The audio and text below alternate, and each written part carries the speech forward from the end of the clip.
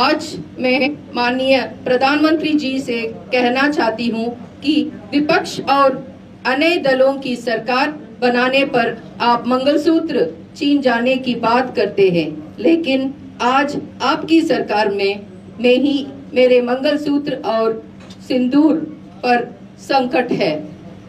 मैं आपसे अपील करती हूँ, मेरी भी मंगलसूत्र और सिंदूर की रक्षा करिए।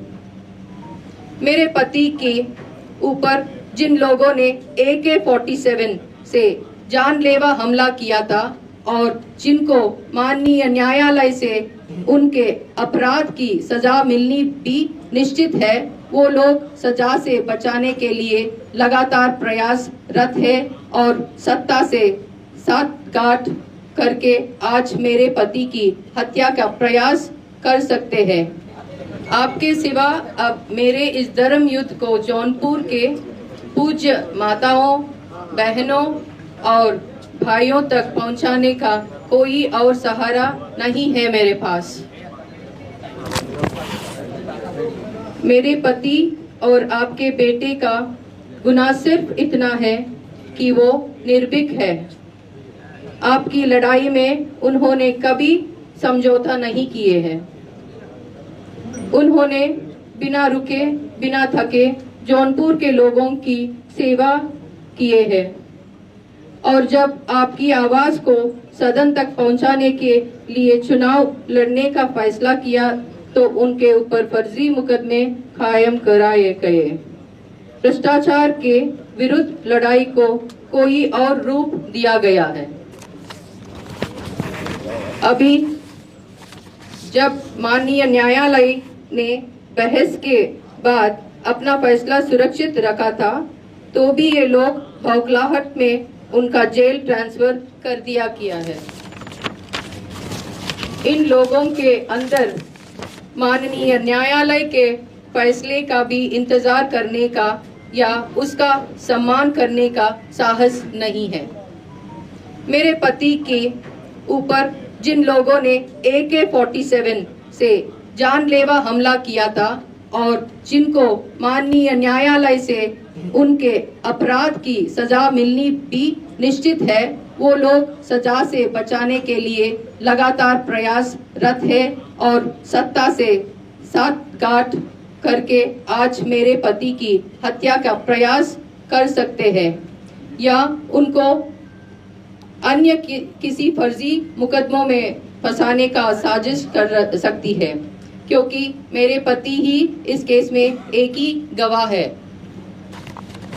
आज मैं माननीय प्रधानमंत्री जी से कहना चाहती हूँ कि विपक्ष और अन्य दलों की सरकार बनाने पर आप मंगलसूत्र छीन जाने की बात करते हैं, लेकिन आज आपकी सरकार में ही मेरे मंगलसूत्र और सिंदूर पर संकट है।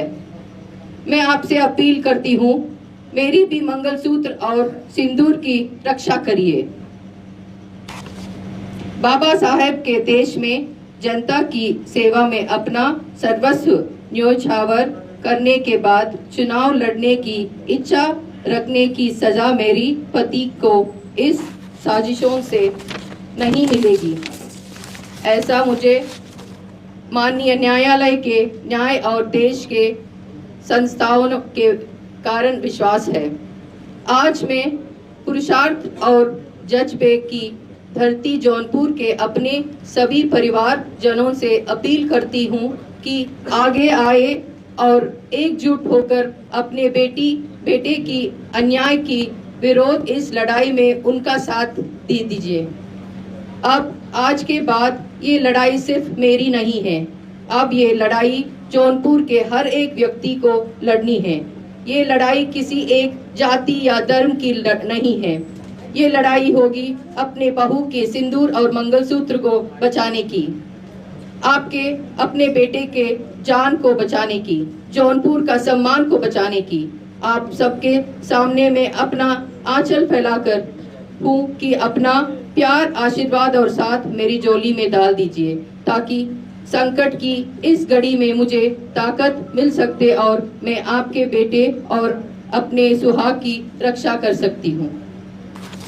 मैं आज बहन मायावती जी का हृदय से आभार जताना चाहती हूँ कि जौनपुर के सम्मान को बचाने की इस लड़ाई में उन्होंने हमारा हाथ थामा है और अपना आशीर्वाद दिया है। मैं आपकी बहू हूँ, आज आपके बीच आए हूँ। मेरा सिंदूर, मेरा मंगलसूत्र में मेरे पति धनंजय सिंह जी को दूसरे जेल में शिफ्ट कर दिया गया है। ऐसा क्या वजह है आई जो ऐसा करना पड़ा? इस समय मुझे मेरी बच्चों, मेरी परिवार को खतरा है। मेरे पति पर हत्या का प्रयास किया जा सकता है। आज मैंने जनता की अदालत में हूँ, आप ही फैसला करें। धन्यवाद। आराम से भाई, हाईकोर्ट का फैसला आ चुका है, क्या कहना चाहेंगे?